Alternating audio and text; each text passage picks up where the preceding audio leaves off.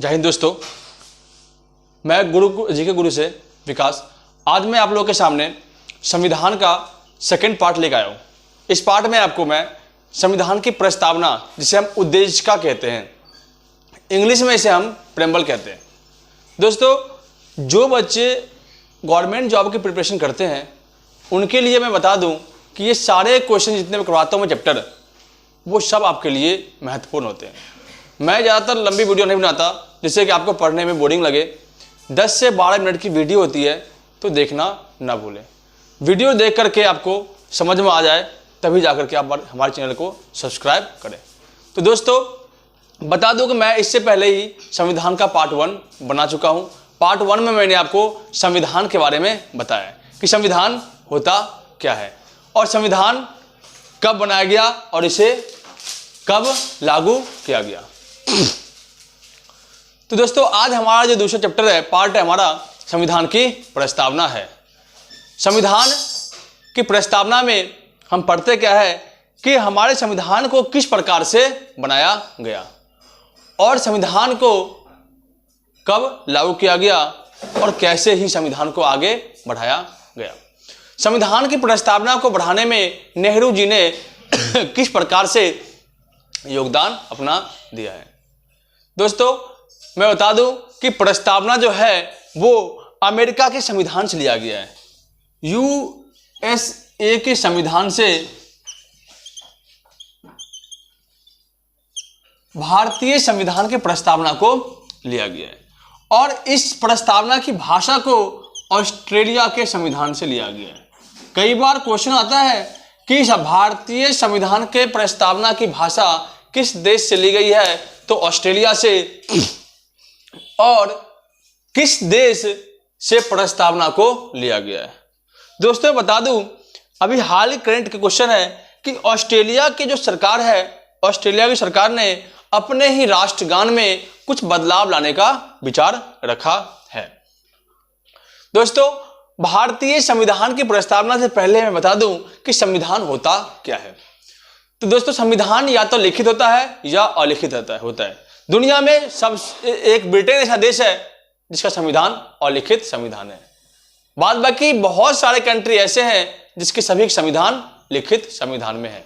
संविधान नियम और कानून का एक ऐसा सिद्धांत होता है जिसके द्वारा किसी भी देश की शासन व्यवस्था को चलाया जाता है। ठीक, इसे हम संविधान कहते हैं। तो संविधान के उद्देशिका में हम पढ़ते हैं कि उद्देश्य प्रस्ताव को पास कब किया गया और यह उद्देश्य प्रस्ताव लाया किसने। तो आपको पता होगा कि जब संविधान की कमेटी बैठी थी तो कमेटी के अंदर हम देखते हैं कि 389 सदस्य थे। 389 सदस्य देश संविधान सभा में थे, क्योंकि उस टाइम पे हमारे देश का विभाजन नहीं हुआ था। जब विभाजन हो गया तो मात्र 284 हमारे संविधान में जो सभी संविधान सभा के सदस्य हैं वो बच गए थे। सब विभाजन के बाद आधे लोग पाकिस्तान में चले गए और आधे लोग आधे से कुछ ज्यादा हमारे संविधान में निर्माण में लग गए। ठीक, जिनमें 7 जो थे वो मुख्य सदस्य थे और अन्य सदस्य भी बहुत सारे हमारे यहाँ थे। तो दोस्तों, 13 दिसंबर 1946 को संविधान सभा में नेहरू जी ने एक प्रस्ताव पास किया। इसे हम उद्देश्य प्रस्ताव के नाम से जानते हैं। 13 दिसंबर के दिन ही संविधान की तीसरी बैठक हुई थी। जानकारी के लिए बता दूं कि संविधान की पहली बैठक 9 दिसंबर, दूसरी बैठक 11 दिसंबर, तीसरी बैठक 13 दिसंबर को हुई थी और भारतीय संविधान में सबसे पहली बार संशोधन 1950 में हुई थी। दोस्तों, 13 दिसंबर 1946 को हमारे संविधान के अंदर प्रस्तावना को लाया गया और इस प्रकार से प्रस्तावना की व्याख्या की गई। संविधान को समझने के लिए प्रस्तावना को समझना आपके लिए बेहद जरूरी है, क्योंकि प्रस्तावना एक ऐसा सिस्टम है, एक ऐसा थ्योरी है जिसमें दिखाया गया है कि हम इतने बड़े संविधान को याद नहीं कर सकते, तो हम इसको पढ़ के हम संविधान की चीजों को समझ सकते हैं कि हमारे संविधान में किस किस विषय में बातें की गई है। प्रस्तावना की बात करते हैं तो ये प्रस्तावना कुछ मेन बिंदु है वो आप देख लें।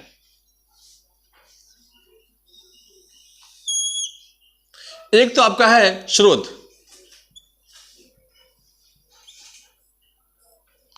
दूसरा आपका है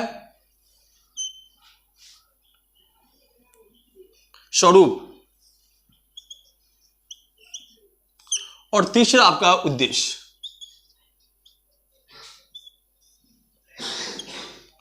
तो हम देखते इसमें है कि भारतीय संविधान का स्रोत क्या है। भारतीय संविधान का जो स्रोत है वो ये है, हम भारत के लोग, हम भारत के लोग। मेरे प्यारे दोस्तों, मैं बता दूं कि भारतीय संविधान के अंदर हम भारत के लोग सबसे महत्वपूर्ण बिंदु है और इसी के आधार पर हमारे संविधान को बनाया गया है। जनता की आकांक्षाओं, उनकी चीजों को देखते हुए संविधान निर्माण किया गया है। हमारे देश के अंदर सबसे बड़ा कौन सा है, क्या है, तो जनता। जनता के बाद जो सबसे नंबर 1 पे आता है वो आता है हमारा संविधान। संविधान से बढ़कर दुनिया में हमारे देश के अंदर कोई कानून नहीं होता है। स्वरूप की बात करें तो स्वरूप में हम देखते हैं कि हमारे यहां पे संप्रभुत्व,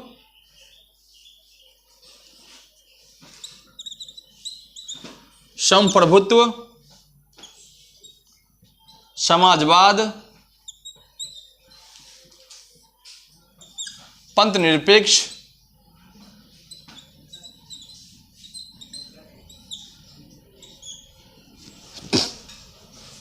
गणराज्य या गणतंत्र को लाया गया है। तो एक एक मुख्य बिंदु को पढ़ते हैं, देखते हैं कि हमारे देश के अंदर संप्रभुत्व क्यों लाया गया। क्योंकि संप्रभुत्व का सबसे पहले मतलब यह होता है कि वह देश जो अपना शासन खुद चलाता हो, वह दूसरे के शासन पर ना चलता हो। ठीक, तो संप्रभुत्व मतलब स्वराज्य। हमारे यहाँ पे खुद का शासन है। हमारे यहाँ पर हमारे सरकार के पास आंतरिक और बाहरी मामले का निर्णय लेने का पूर्ण रूप से अधिकार है, इसलिए हम इसे संप्रभुत्व कहते हैं। संप्रभुत्व अर्थात देश के पास निर्णय लेने की ताकत खुद की सरकार के पास जिसे हो, उसे हम संप्रभुत्व कहते हैं। और 1947 के बाद हमारे देश के पास जो है खुद का अपना निर्णय लेने का जो पावर है वो आ चुका था। समाजवादी की बात करें तो हमारे देश के अंदर समाजवाद के लक्ष्य को रखा गया कि किसी के साथ भेदभाव ना हो। विविधताओं से भरा हुआ देश हमारा, जहां पे विभिन्न जाति धर्म के लोग, भाषा के लोग यहाँ निवास करते हैं। सबके अलग अलग संस्कृति होने के बावजूद भी सब में एक समान स्वरूप को लाना हमारे देश का सबसे बड़ा कार्य था। तो हमारे देश सरकार ने संविधान में रखा कि सरकार के अंतर्गत, देश के अंतर्गत, संविधान के अंतर्गत समाजवाद के लक्ष्य को प्राप्त किया जाएगा और सभी को समान माना जाएगा। पंथ निरपेक्ष का मतलब होता है कि राज्य का अपना कोई धर्म या मजहब नहीं होगा, राज्य धर्म विहीन होगा। राज्य जो है किसी धर्म को बढ़ावा नहीं देगा। ये क्वेश्चन आपको अगर आए तो आप ये क्वेश्चन कर सकते हैं। आर्टिकल 27 के अंतर्गत बताया गया है कि हमारा जो राज्य है वो धर्म विहीन है, वो किसी भी धर्म के साथ कोई भेदभाव नहीं करता है और ना ही किसी भी धर्म के खिलाफ बोलता है। गणराज्य की बात करें तो भारतीय संविधान के अंतर्गत हमारा देश एक गणतंत्र अर्थात गणराज्य है, क्योंकि हमारे देश के अंदर किसी प्रकार के वंश के आधार पर शासन नहीं चलता, बल्कि हमारे यहाँ पर जनता के द्वारा चुनी गई सरकार चलती है। इसके अलावा अगर ब्रिटेन की बात करें तो वहां पे आज भी वंश के आधार पर शासन चलने वाला सिस्टम है, लेकिन हमारे यहाँ पे राष्ट्रपति का चुनाव भी जो होता है वो भी सामूहिक रूप से जनता के अनुमति के आधार पर की जाती है। उद्देश्य जो है इसका वो ये है कि हमारे यहाँ पर 3 तरह के न्याय की बात कही गई है प्रस्तावना के अंतर्गत। पहला न्याय सामाजिक, जो दूसरा न्याय आपका है वो आपका आर्थिक है, और तीसरा जो न्याय है वो आपका राजनीतिक है। 3 तरह की न्याय की बात करी गई है। अब पता होगा कि भारत के अंदर सामाजिक न्याय के तहत सभी लोगों को समान अधिकार दिया गया है, किसी के साथ भेदभाव अर्थात ऊंच नीच की भावनाएं नहीं रखी गई है। अगर आर्थिक की बात करें तो हमारे यहाँ पर सभी को काम का अधिकार भी प्राप्त है और जितना वो काम करेगा उतने ही उसे वेतन या भत्ते मिलेंगे। राजनीतिक की बात करते हैं तो हमारे यहाँ पे सभी को वोट देने का अधिकार है। किसी के साथ गलत हुआ है तो उसके साथ न्याय जरूर होगा। इसके अलावा हमारी जनता के पास सरकार बनाने का अधिकार और सरकार के खिलाफ बोलने का भी अधिकार प्राप्त है। ये आपका राजनीतिक न्याय के अंतर्गत आता है। दोस्तों, ये हमारे संविधान के स्रोत, स्वरूप और उद्देश्य था। इसके अलावा मैं बता दूं कि भारतीय संविधान की प्रस्तावना में सबसे पहली बार संशोधन 1976 में केशवानंद भारती बनाम केरल राज्य आया था। केशवानंद भारती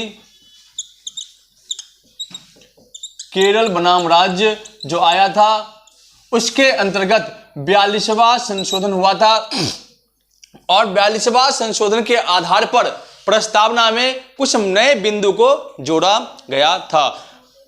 संशोधन का मतलब यह होता है कि मूल जो प्रस्तावना है उसमें जो चीजें हैं वो तो है, लेकिन इसमें कुछ जोड़ा गया, जैसे समाजवाद, पंथनिरपेक्ष और मौलिक कर्तव्य को भी जोड़ा गया है।